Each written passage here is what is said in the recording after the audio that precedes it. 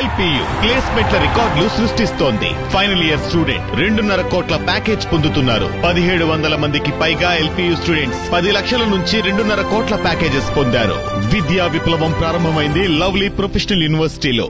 తొలకరి వానలు పడగానే రైతులంతా సంతోషంగా పొలం బాట పడతారు. కానీ కర్నూలు జిల్లా జొన్నగిరిలో వర్షం పడితే రాష్ట్రం నలుమూలల నుంచి జనం అక్కడి పొలాల వెంట ఆశగా పరుగులు తీస్తారు.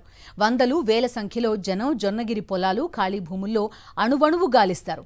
వీరంతా అక్కడ వెతికేది దేనికోసం? జొన్నగిరి భూముల్లో ఏం జరుగుతుంది? Let's watch. రాయలసీమ రతనాల సీమ అంటారు. కర్నూలు జిల్లాలోని జొన్నగిరి గ్రామంలోని భూముల్లో నిజంగానే వజ్రాలు దొరుకుతున్నాయి. అనేక దశాబ్దాలుగా తొలకరి వర్షం పడగానే ఇక్కడి భూముల్లో ఎక్కడెక్కడి నుంచో వచ్చే జనం వజ్రాల కోసం వేట సాగిస్తారు. చాలా మంది నేలలో అక్కడక్కడా తవ్వుతూ వజ్రాల కోసం వెతుకుతూ తమ అదృష్టాన్ని పరీక్షించుకుంటారు.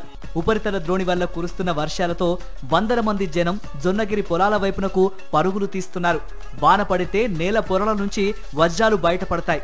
ఏటా జరిగేదే ఇప్పుడు జరుగుతోంది. కర్నూలు జిల్లాలో 3 రోజులుగా కురుస్తున్న వర్షాలతో చాలా మంది ఆశలు మొలకెత్తాయి. చిన్న పెద్ద తేడా లేకుండా స్థానికులే కాకుండా ఎక్కడెక్కడి నుంచో జొన్నగిరికి పరుగులు తీస్తున్నారు. వజ్రాల వేట కొనసాగిస్తున్నారు. తమ అదృష్టం కొద్దీ వజ్రాలు దొరికితే అమ్ముకొని సమస్యల నుంచి గట్టెక్కొచ్చని చాలా మంది ఆశపడుతున్నారు. చిన్నా చితక వజ్రపు రాళ్లు దొరుకుతున్నాయని చెబుతున్నారు. దేవుని దయ వలన దొరికితే మాకు కూడా బాగుంటుంది. మనస్ఫూర్తిగా వచ్చి నేను ఇక్కడ ఏరడానికి నేను మనస్ఫూర్తిగా చేనులో తిరుగుతున్నాను.